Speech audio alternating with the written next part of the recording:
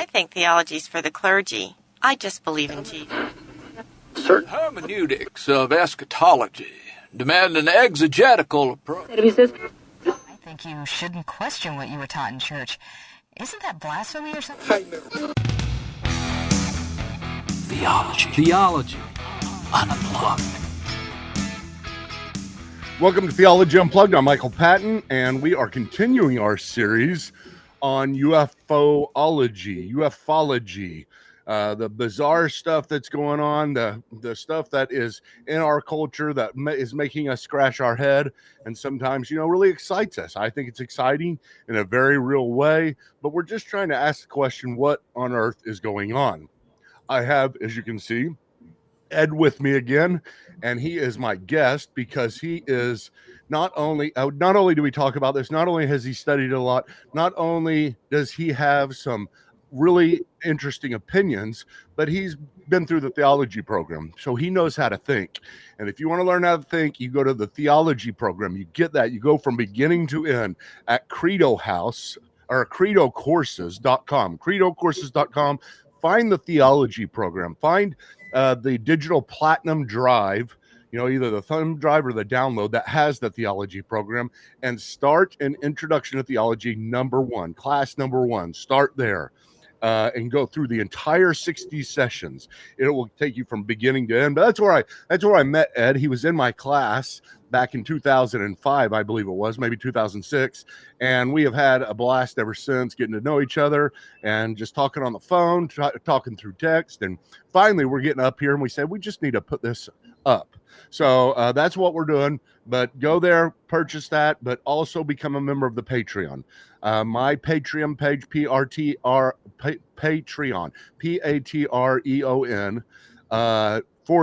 /C Michael Patton.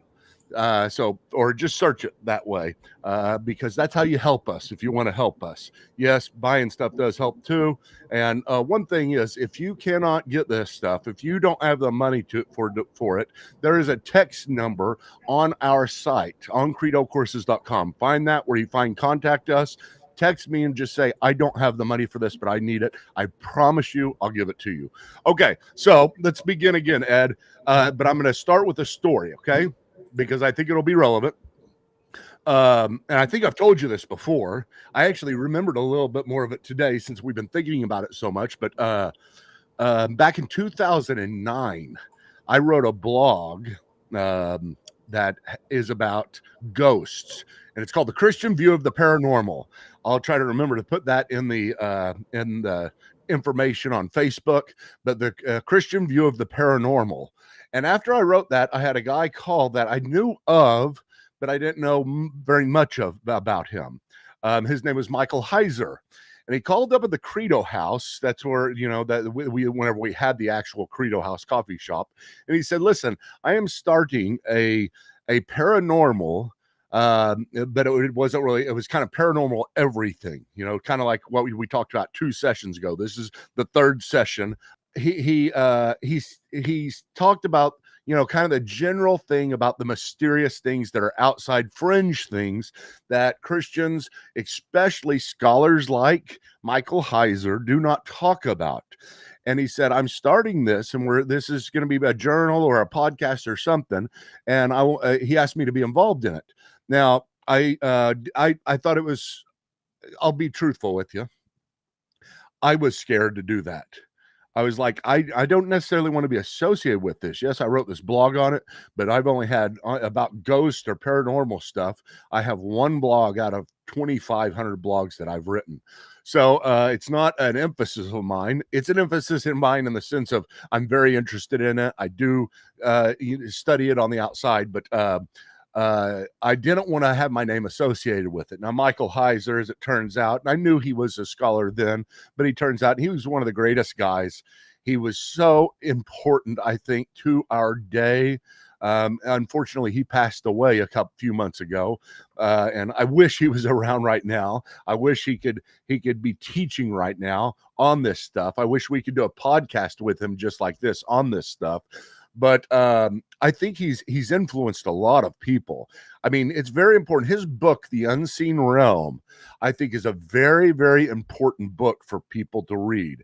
And as we've been talking about this for a long time, me and Ed, one of the things that I think is happening is we're trying to break you out of a box that you may have about spiritual beings, what they are, and how they interact, all their purposes.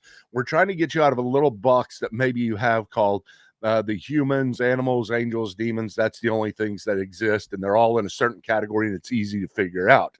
I do not believe that's true. Michael Heiser does a really good job of he's a biblical scholar, Old Testament scholar, of taking the Old Testament. I believe he interprets things very, very well. I may not believe that he does systematic theology that good, but that's okay. He's also a lot smarter than me, so listen to him and any type of disagreement I may have with him, because he is smarter than me. But having said that, he has particular views about things that are, like I said, very important, but very different probably to what you think. And he is an evangelical. There's nothing he's outside the box in as far as orthodoxy. He's not a crazy loon talking about paranormal stuff and aliens all the time. He's actually very grounded, but did a lot of what we're doing right here, trying to understand things and take it out of the box, the whole spiritual world, the principles and the principalities of darkness, the unseen realm that we battle against. He tried to take and make us understand that. Now, Ed, we were talking last time about the Nephilim. We had gotten to the point where we said both of us believe these were spiritual beings that we just put in a category called angels, but we don't necessarily believe they were angels. We don't know. They were just some type of spiritual beings, and we often call them angels, but they called the Son of God, the sons of God.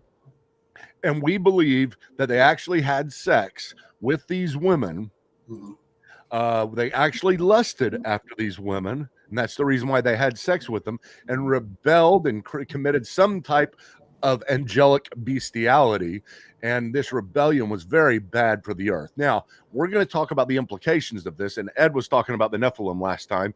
And Ed, if you will, I guess just jump right in and tell us what you believe the Nephilim are. Okay, what I was going to sidetrack to, I want to break them into the sons of God, right? Because the sons of God, again, we were talking about first Enoch, right?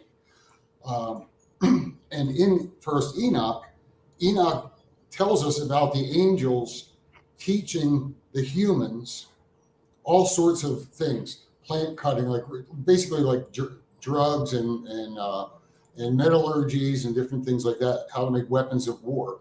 Essentially, basically a better way to destroy ourselves, right? And then, and remember, this is the beginning. So it wasn't just that they had the sex with women, but they also taught people things that they didn't, that they wouldn't have known. These were heavenly things that were supposed to be, that the angels knew, but the people didn't know.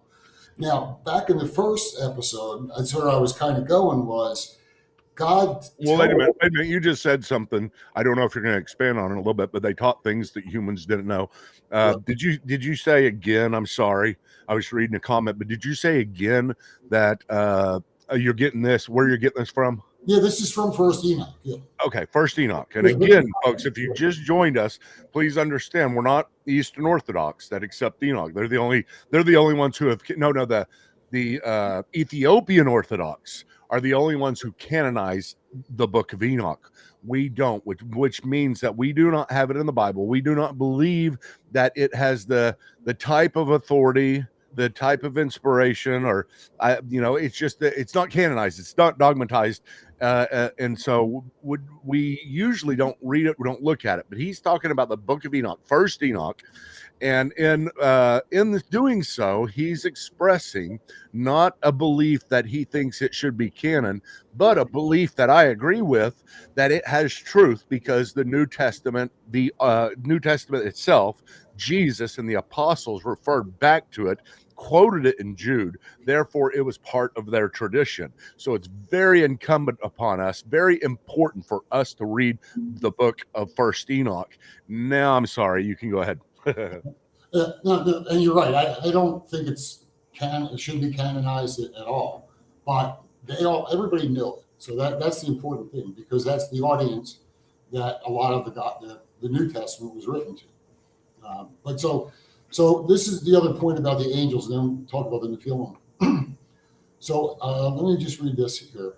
This is chapter 7, verse 1. Okay, and all the others together with them took unto themselves wives, and each chose for himself one, and they began to go in unto them, and to defile themselves with them. And they taught them charms and enchantments and the cutting of roots, and made them acquainted with plants. Okay, and then verse 2 talks about them generating, making the Nephilim. But then in 8 it says, and Azazel taught men to make swords and knives and shields and breastplates, and made known to them the metals of the earth and the art of working them bracelets, ornaments, use of antimony. That's like some kind of chrysalis material, and beautifying of the eyelids. So the angels taught the people all of these things they weren't supposed to know. And I'm not sure if I'm going to find this other verse, but there's a verse where God tells the angels he tells Enoch to tell the angels that you taught them worthless things. You don't know that much. I'll see if I can find that verse, but it's hard to talk and look at the same time. But he basically tells the angels that are. Is that whenever Enoch was sent to the angels? Yeah, this is the same thing. Yeah, he was sent on behalf of and it says, God says to Enoch, tell him you were supposed to help the men, not the angels were supposed to help mankind, not mankind help the angels. Right? That's his basic response. But then later he tells them, you only know worthless secrets. You don't know all the secrets, right? And that's the verse I have to go and look up and try and find it. So that's the angels. In addition to creating the Nephilim, they also taught them all of these things that are destructive for people. And if you remember, this is when right after this is when the flood's coming, right? When God tells Noah about the flood. This is the prerequisite for the flood. Right. So that's isn't that interesting? I mean, we again, like last time, we talk about things back then in terms they would understand. That's what we have to do. And when we talked about, Ezekiel seeing God in the weird vehicle that God came in, right. We thought to ourselves, how would we describe it today? How would we think about it? And we talk association. Now whenever you talk about them teaching them things, mm-hmm. They're talking about it in the terms that they understand back then. And so is this technology they're teaching them? It absolutely is. I mean, metallurgy and everything, that's high tech back then. Yeah. Knowing how to work with metals and make breast shields and all the weapons of war, right? Knives and swords and things like that. That's high tech. What do you think the difference is in the rebellion of Babel compared to the rebellion of Genesis chapter 6 in the flood? Well, okay, again, and I've read Unseen Realm. The website that he asked you to help him on, to contribute to was probably either Fringe Pop 123 is what he came out with, or Paleo Babel. Those are two of his websites. Fringe Pop's actually a great little YouTube channel that he takes all these myths and things and then breaks them down from a biblical perspective. Wait, say that again. I'm going to write it down here for people to see. Okay, so just tell me what it's called. Fringe Pop 123. That's a weird name. I actually didn't know about this. I knew about his deal, his podcast that was on. What did it call it? Yeah. What was it? It's Naked Bible Podcast. Yeah, that's a great podcast. They're still doing it. I don't know if they're just going to finish. They have guests on, like Justin Bass and I can't remember a couple of the other ones they're doing chapter by chapter. Yeah. And his one on Leviticus is actually awesome. which seems weird to do one on Leviticus. But Yeah, yeah. Really, really good. I've never heard that phrase put together in that way. Yeah. Awesome, along with Leviticus. Leviticus, yeah. So, anyway, okay. When Carrie's asking what era is Enoch referencing? This is all before the flood. This whole thing that we're talking about, the first, I want to say 15, 16 chapters of First Enoch is all about the flood, the sons of God, the fall of the sons of God, and the Nephilim, and then it talks about the sons of God are when Jude says, they're trapped in gloomy darkness until the end. These are the angels. These angels are not. They won't be released until the day of the Lord. They're going to come back for the final try, and then they go to their destruction. Well, isn't that interesting? They are put in a special place, and it's just them, and right. So we assume it's not all the angels, and we know it's not all the fallen angels or all the bad ones, because we see some more in heaven later on talking to God. So he doesn't say all the bad angels, I'm putting you in some place, right, and you're staying there. But this was a special group, which makes me assume, again, that there are rebellious and righteous in heaven. There are people who are for God and against God, or in the other dimensions, wherever he calls this from. And some of them could be angels, some bad angels in heaven, and good angels in heaven. I know you think, well, a bad angel is just a demon, but hold on. We'll talk about that, and we need to rethink that, maybe. Right. Yeah. Well, we definitely do in light of First Enoch, anyway, because the spirits of the Nephilim, or Nephilim, however you want to say it, those spirits. Now, they're partly spiritual, partly heavenly, right, angelic, whatever, because of the sons of God, and they're partly human. So they're not going to heaven, right? They're not return. Their spirits aren't going to be going to heaven. But so when they die, they're bastard spirits, is what they're called. And when you hear unclean spirits, right, because they're part human and part human spirit, part heavenly spirit, and so this is this is where demons actually come from, according to First Enoch, and according to Jewish belief, because these are the things that they believed in. Like as Heiser talks about, we talk about the fall as causing all the evil in the world, but the ancient Jews would have said it's the fall, it's the sons of God, and it's the Tower of Babel. Those three things are what cause evil in the earth. So, the Nephilim, the spirits of Nephilim, are called the demons. That's the actual demons that they're wandering bodies. They don't eat, they can't sleep. They don't do anything. They wander the earth, and they need. And when we read in the New Testament about possession, it's most likely these spirits that are roaming that need to take a host body in order to do anything related to humanity.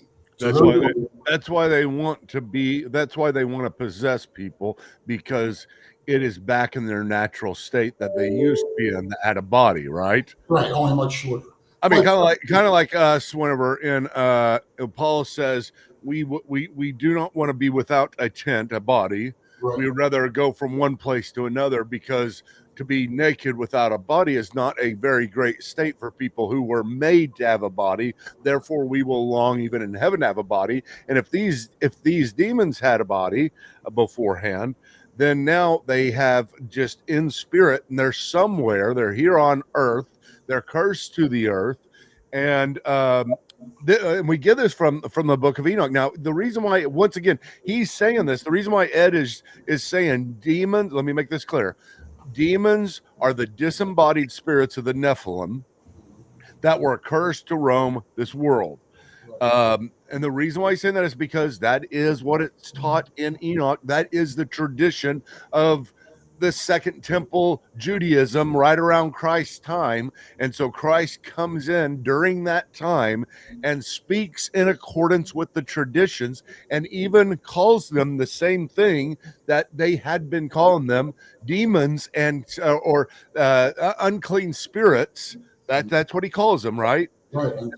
That's what it said in Enoch. That's what it said in the Jewish tradition beforehand. So he says they are unclean spirits. He does not call them angels. He does not call them fallen angels. He calls them unclean spirits, and they're cursed to roam the earth. And even Jesus says, just with in accordance with Enoch, they are cursed to roam in waterless and deserted places, and that is bad for them. I think that is so significant, Ed, and I think people really need to think about that and the implications of it. That demons are not just they're not fallen angels, they're fallen hybrids. Right. That's right. Yeah. Now, Ed, here's the problem I have with it, even though I just now said it with excitement.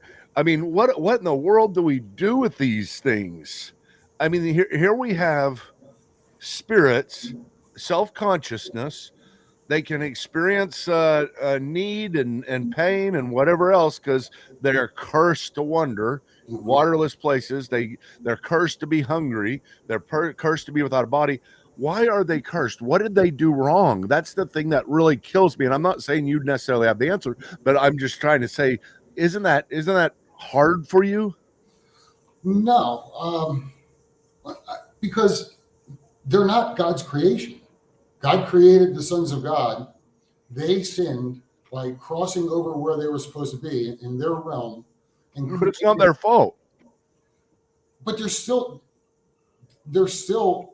not human, and they're not gods.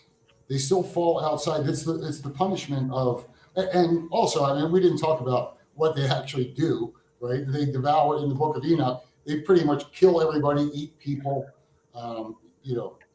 So they did. You're right. I mean, that's something that you got to look into. Because we're just sticking to the basics, right? But it's not like they were ever good.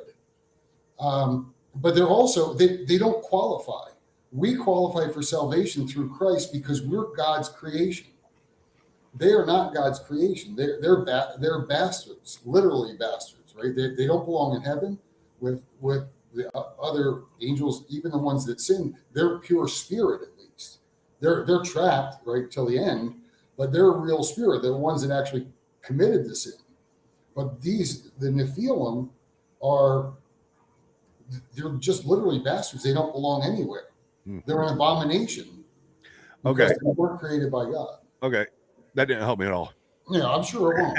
There's some things we're just not going to agree on, which is no. It's not that I disagree with you. I'm just saying it to help me from the standpoint of me scratching my head trying to figure out that I accept that, but at the same time it gives me problems. Not problems because I won't accept it, but problems because it's kind of like, why would God do something like this? And I'm not necessarily saying you have the answer, but you said something again really important here, that they ate people. You say, where in the world do you get that? And again, you have to you got to look to our sources. All right, our primary source is the Bible, and we all know that. Me and Ed believe that it's our final source. 100%. It's above anything else. If anything else goes against it, the Bible wins. So start there. But we look to other traditions, which is the book of Enoch, but we also look at archaeology, the world, what is going on in the world, what are the other sources of what's happened. I mean, that's so much of our information. We study history, we figure out what the different nations were 2,000 years ago and the wars that happened. Why? Because we want to know history and understand it. Now, the weird thing is, folks, and you guys probably know this, there is a massive history. People are going to think I'm crazy, Ed. There's a massive history of demigods, not just in Genesis chapter 6, which I think that's in a sense what it is, demi-sons of God. But there's a massive tradition. Everybody there's not. I don't know of one culture that doesn't have a tradition where the gods came down around the same time. Yeah. The gods came down, had sex with women, and produced Hercules. That's what it was. The Anunnaki of Babel. Everything. What's that? The Anunnaki, the Greek mythology. They're all telling the same story from a different perspective. And that's why, like as Heiser would say, the Old Testament, specifically the Old Testament, is a polemic against the Sumerian texts, against the other stories that are celebrating and worshiping false gods. And so So the Bible is telling the correct story, but they're the same. It's a very similar story. That you had the Anunnaki before and after the flood. The ones after the flood are the Nephilim. Those are the giants, the men of renown, right? And the ones before the flood were the angelic beings. They were the 100% spirit. Afterwards, like Gilgamesh and these guys, they were like 2/3 God, 1/3 human, right? That's the Nephilim. Gilgamesh was also a giant. Oh, that's interesting, right? So all of these stories are basically telling the same story. And the Bible. Here's what it quick, rapid fire through like 4 verses on this, 5. Then we have a flood, and then in chapter 11 we're at the Tower of Babel. Yeah. And repopulated. So some of the other literature fills in these gaps. This is what the people were thinking, writing about during those times, right? At least talking about it. If it was oral tradition, it got written later. I don't know. Anyway. Yeah. It's just so. Here's the deal, folks, and I know what you're thinking. I know what a lot of y'all think, because I think the same thing. I just used Hercules as an example. Right. And you think that's crazy that to hear I'm changing the channel, or this is one of those, just nut jobs that we have, and there's tons of them. And I'm not saying I'm not, but I do have a method. I do believe I know how to find truth. I'm not saying this is truth, but here's the deal. Because something is here's a saying that I have in the theology program, which you should get, credocourses.com, the theology program. But a saying that I have is the palatability of a doctrine does not determine its veracity. And what that means is how well it sits does not determine the truth. If you hear something and you have an immediate response that is too weird, too bizarre, that is not a source of truth. That is just a feeling that is based upon a beliefs that you have at the current moment, and the feeling itself does not help anything. I mean, we've got all kinds of bizarre things in the Christian faith that we believe. The bizarrity of a doctrine does not determine its veracity. I mean, just think, we've got talking snakes. You may say that's too bizarre, I don't accept it. Well, we've got demons, we've got angels, we've got all kinds of things out there, talking donkeys that happen that are bizarre. I mean, we even in the real world have so many bizarre things. I look at dinosaurs and dinosaur bones. You go through a museum and I say that just doesn't seem real. It seems fake. Since there's bones, since we actually have it there, then we accept it. And the same thing with so many of these other things. I saw a fish the other day that had the face of a man, a real fish. It was crazy. It was weird. The shark that was mutated and had some. Anyway, we find things and we discover them, and they get out of that category of bizarre. One of the most bizarre things that happens on this planet, one of the weirdest things, the craziest things, the thing that just blew my mind more than anything else, was whenever my first child was born, and I watched what happened. And I knew what was going to happen. I'd heard about it and everything else. But as I sat there and watched it, I could not believe what was going on. All of a sudden, my head was just like, it's really real. This is really happening. This is so weird. The baby is coming out head first. I can see the hair. That is bizarre to me. But it's no longer bizarre because it becomes normal. Once it becomes normal, it gets out of the context of bizarre. Everything we believe starts out as bizarre. Everything, until you put it in a context that is either experiential, it's no longer bizarre because I see it all the time, or because it is very logical through your methodology to believe it.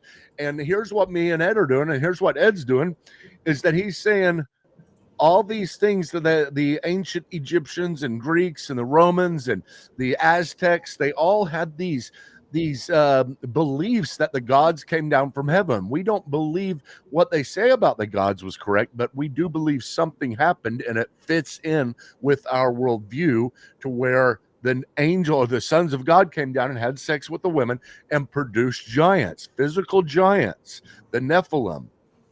And so I just want you to see this. We're looking at the Bible, and like Ed said, it's a little small passage. There's not a whole lot. You know, the Nephilim are mentioned maybe 3 or 4 more times. The Raphaim are mentioned twice, I think. And these are the descendants. These are the giants. And we kind of just pass over it. And that's okay to pass over it in this sense that God didn't see it as really important to talk about. But he did make it as kind of a turning point in history, a big turning point in history. And here's the deal, Ed. Here's the deal. And this gets us all the way back to what we're talking about here. The most important thing that we're talking about here, that was the days of Noah. Yeah. We're talking about the days of Noah and what happened. And why would I say that's so important? Because that's what Jesus says the end will be like. It will be like the days of Noah. Right. Now that's interesting. Yeah. You know what I'm saying, Ed?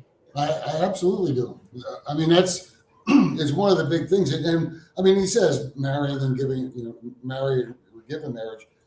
So he doesn't specifically go into the details of the Nephilim, but you have to say that was the days of Noah. The days of Noah, the world was so evil. Why was the world so evil? Well, you had the Nephilim, but then you also had the angels teaching these people how to be better at being evil, how to kill themselves, how to use plants and things for. I mean, he's not talking about eating vegetables. I don't think. Pretty sure he's talking about like pharmacology, right? Yeah. So in the days of Noah was before the flood. All of his evil on the earth. The people got extremely evil during the days of Noah. Right? I don't know at what point, because the Bible is just chapter 6, right, verse 1, and it is, but it does emphasize the angels, what they did. That is the most interesting thing. You could say, well, the days of Noah is just when everybody was bad, right? But no, that's not just it. The entire section that is the turning point of history. The entire section says what it says, that there was unrighteousness on the earth, then gives a very specific example of what that unrighteousness is, and probably the instigator of that unrighteousness. Satan was the instigator in the garden. We don't blame it on Satan. We take our own responsibility, but there was an instigator. There's an instigator here. At the turning point of history. And I think me and Ed agree that if something's going on with these UFOs, maybe it's an instigator again. Right. I do agree. Whether it's fallen angels or I don't see how it's Nephilim, but not the fallen angels, but the angels yet to fall. We talked about good and bad angels. We're like, they have free choice. God gives them free will. He doesn't create robots. We have free will to do good or to do bad. They did as well. Some of them made bad choices. Some of them are going to make bad choices in the end times. We know there's a war, that there's a coming war, a heavenly war against God and the other spiritual beings. Most are on his side, some are not. And so why, if they taught technology back, if the angels that sinned taught technology to the humans back then, they had a very crude early technology at that time. I assume I wasn't there, right, but thousands and thousands of years ago. But why would they be limited? Why couldn't they teach technologies now? Why can't they use modern technologies to keep up with modern things, right? Modern society, modern culture. And when you come down to the specific example, why can't the UFOs be from the same type of species whenever we're creating these things? They're teaching us to do that stuff. I'm not saying they are, but there's no reason to say they're not. No, well, that's the point. That's why this is so tied to UFO-ology, however you want to say it. It's so tied to it because if it's deception, it's clearly deception, right? Let's face it.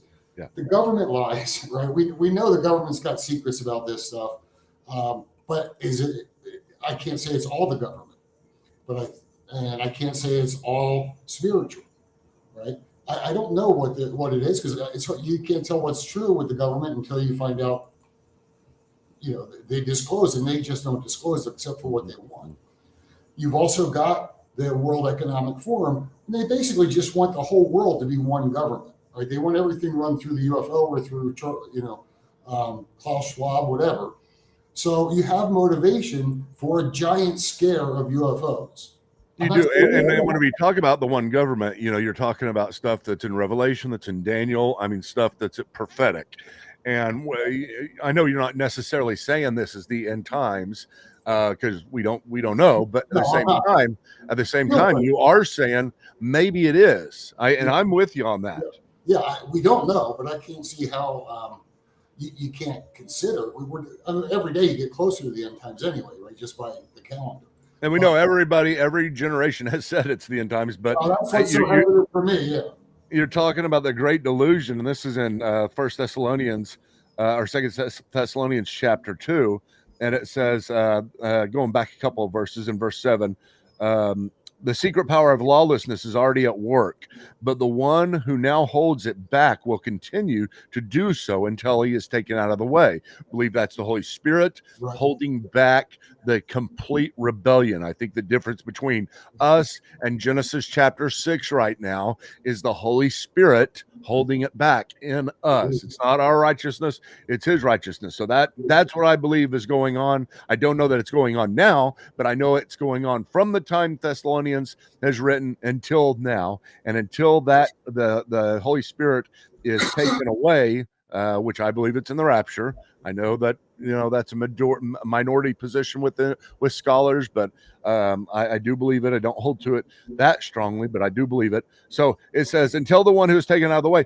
then the lawless one will be revealed, whom the Lord Jesus will overthrow with the breath of his mouth and destroy by the splendor of his coming. I like that. I mean, just to pause right there. We have a big buildup. Right? But then the end is pretty swift. Yeah, it is. Yeah. I mean, how does he destroy? It's not a fight. It's not a fair fight. Period. How does Jesus overthrow him? By the breath of his mouth and destroy him by the splendor. I mean, I've never seen anything get destroyed by splendor. I mean, that is just so cool. Such a great way to put it. Just side note. But it says, and the coming one, the lawless one will be in accordance with how Satan works. He will use all sorts of power through signs and wonders and serve the lie. Now that's interesting. Serve the lie. And then it says, and all the ways that wickedness deceives those who are perishing, they perish because they refuse to love the truth and be saved. For this reason, God sends them a powerful delusion so that they will believe the lie. So the lie's already there, as we just heard about it, about Satan. Yep. Now God sends a delusion so that they will believe the lie, which is interesting beyond anything. I mean, God's sending a delusion, God using evil, but I'll make that short. I mean, if God doesn't use evil, he doesn't have anything to work with down here, because that's all we are. So that settles that with one statement. But they will believe the lie so that they will be condemned, so that all will be condemned who have not believed the truth, but have delighted in wickedness. Now, that's the thing we sometimes talk about right here, and especially with the stuff that's going on. What is the great delusion? I mean, at least we have to consider that at all times. There's some great lie that is coming or is here. And man, Ed, I don't know that I've ever said this, but this seems to qualify a lot. Yeah, it does. I would say, for me, this is one. There's several options right now, right? I think it was Carrie said the pandemic didn't scare us enough, right? But so a mass alien invasion, that would be a great delusion, right? Yeah. And World War III between us, Russia, and China, nuclear weapons everywhere, that would be a great, at least attention getter, right? It'd be a great destruction. All these things would help join the world together. Like, no, we gotta get together and work as one. Yeah. And then, I mean, in principle, there's nothing the matter with getting together and working as one, because that's what we'll do with heaven. I mean, we'll all be together and we'll be under one. But we do believe, right? Yeah, They yeah. won't have a human leader in heaven. That's In the- our unrighteous state, longing for that is what I'd say is okay. But with us as Christians, it's a little bit different because we know that that is coming and it is evil in the end times. So, Now, let me say one more thing too about it's a little bit separate, and maybe you were planning on talking about this anyway, but what's the big attraction with UFOs nowadays as far as the sexiness of them, right? I know the government, everything's releasing it, but we have this huge new age culture. And a lot of that new age culture is tied into the cosmos, into the zodiac, into UFOs, into space, into all these things. And it's kind of almost like the ancient aliens. Again, I'll mention that because there you get the creator, right? When aliens created everything, now all of a sudden we have no personal accountability. We have no responsibility in this whole world. We just feel better when we start worshiping the ground and we start worshiping the sky and the zodiac and doing these chants and staring at this crystal and burning this incense and all these things. And the world is so many people are getting caught up into this because it's spirituality without responsibility. These things just make you feel better about who you are. And so I just see how the New Age and the UFO world together fit to deceive so many people.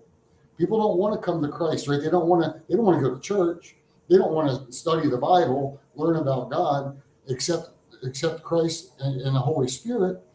Because once you do that, now you recognize you've given your life over, you've accepted, I am not my own God. I'm not God.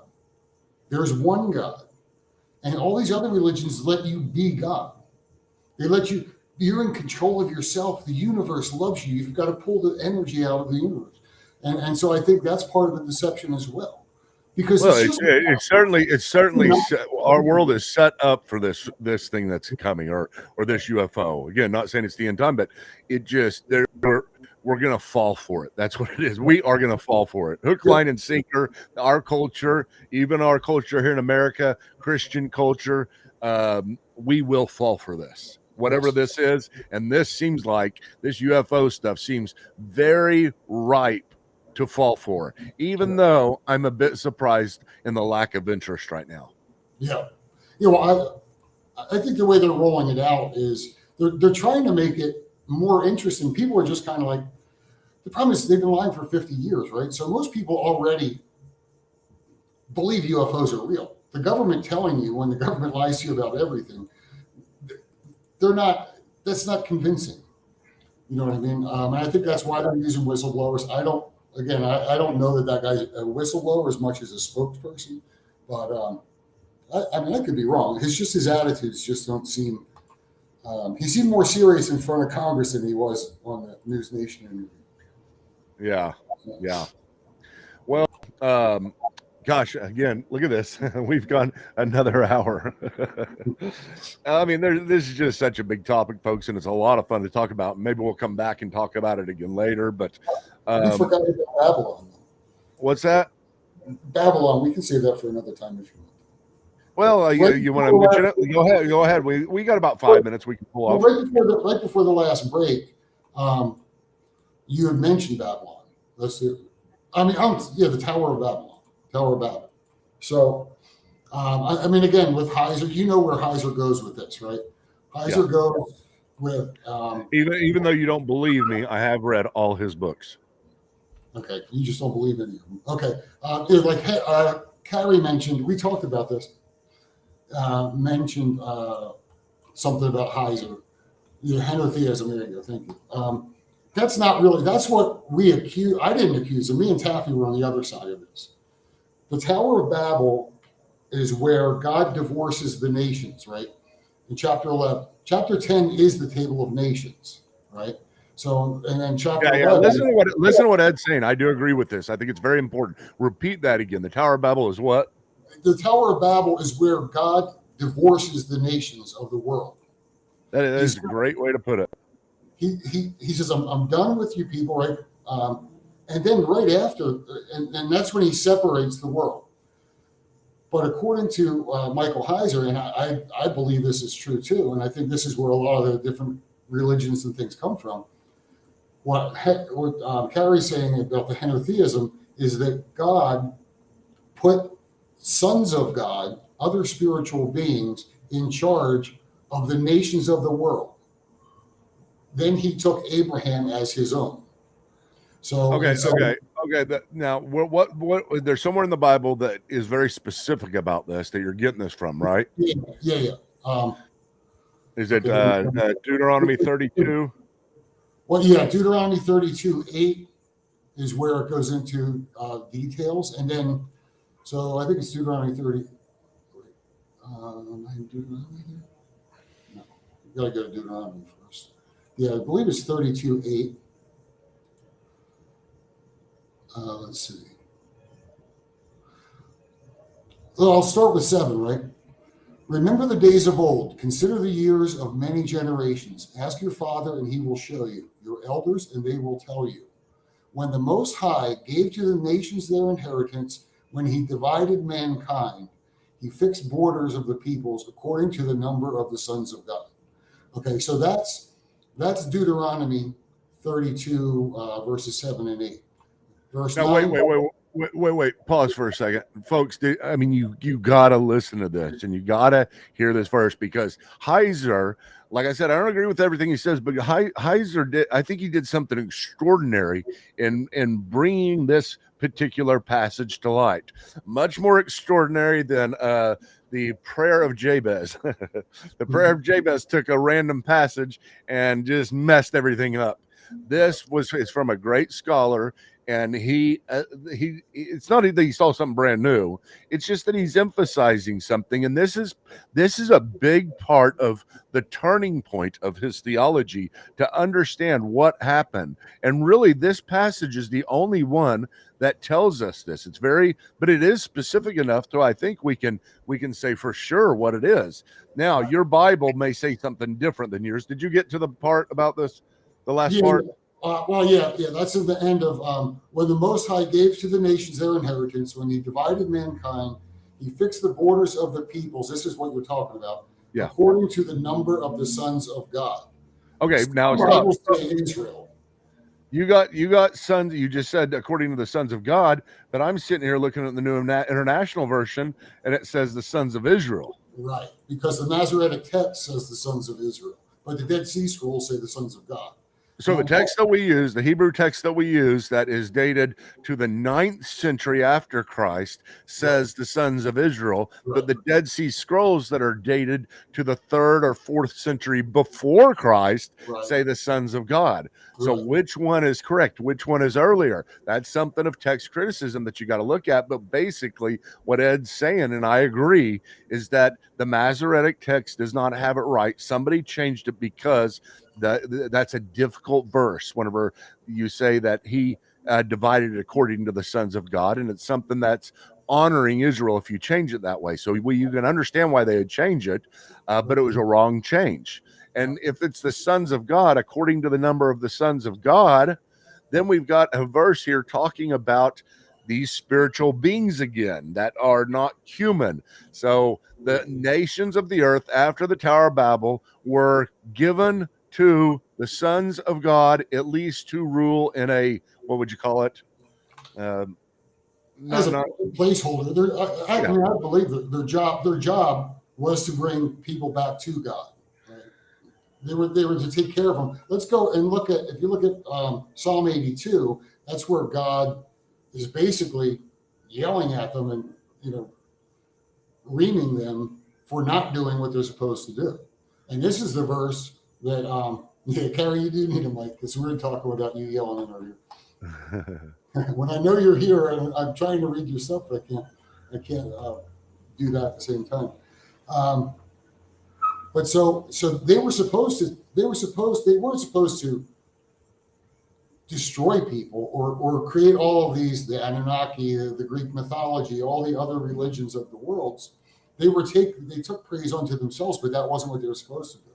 But the people were being stubborn. God had told them, be fruitful and multiply and fill the earth, right? Move on, people. After the flood, they didn't move on. They settled and they built the Tower of Babel. God wasn't scared that the Tower of Babel was going to reach up to them. Actually reach. Yeah. He knows that, but he's also they're not doing what I'm telling them to do. And so when he scattered them, he didn't just change their languages, but he moved them and put different gods in charge. Not gods. That's the tricky part, right? Sons of God, spiritual beings, whatever you want to call them, right? The word Elohim is not, it doesn't, we translated it as God, right? And that's why when you read like God walks among the gods, it sounds really weird because when we have a small g and an s at the end, that doesn't settle. And we usually change it to spiritual beings or something like that, but it is that, and I think there's meaning behind that. Now, but that's where the henotheism idea comes. Kind of. He divided it according to the sons of God, and that was at the Tower of Babel because something happened again.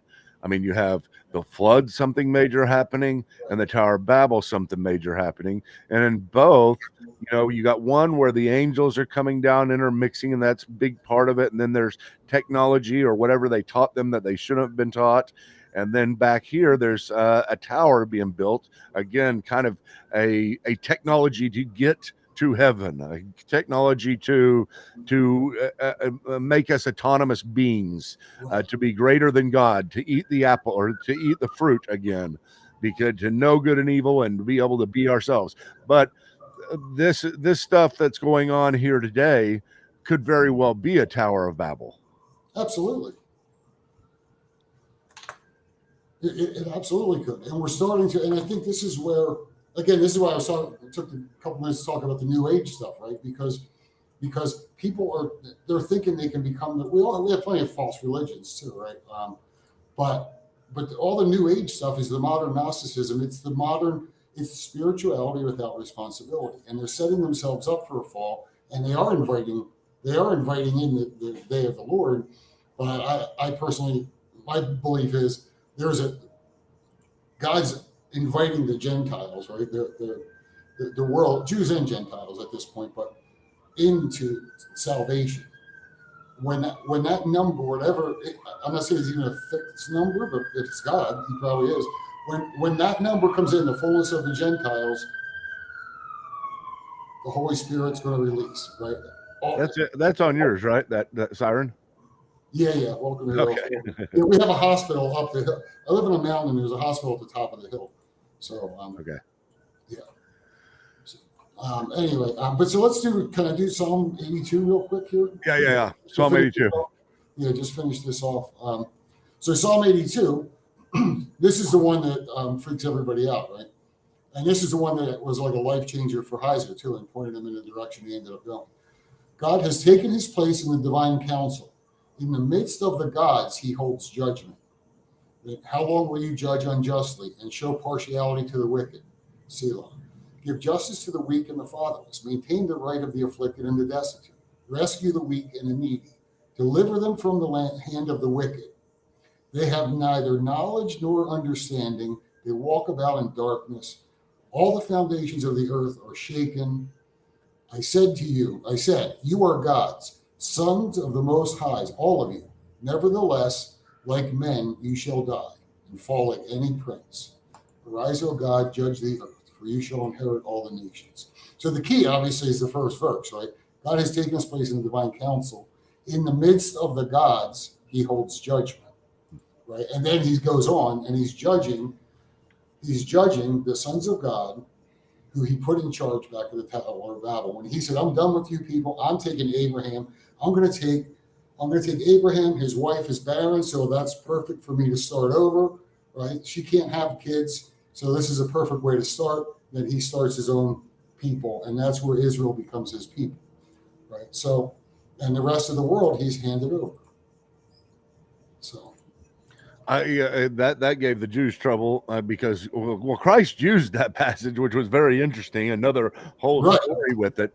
But whenever we use the word God, we are doing it in a very philosophical way usually.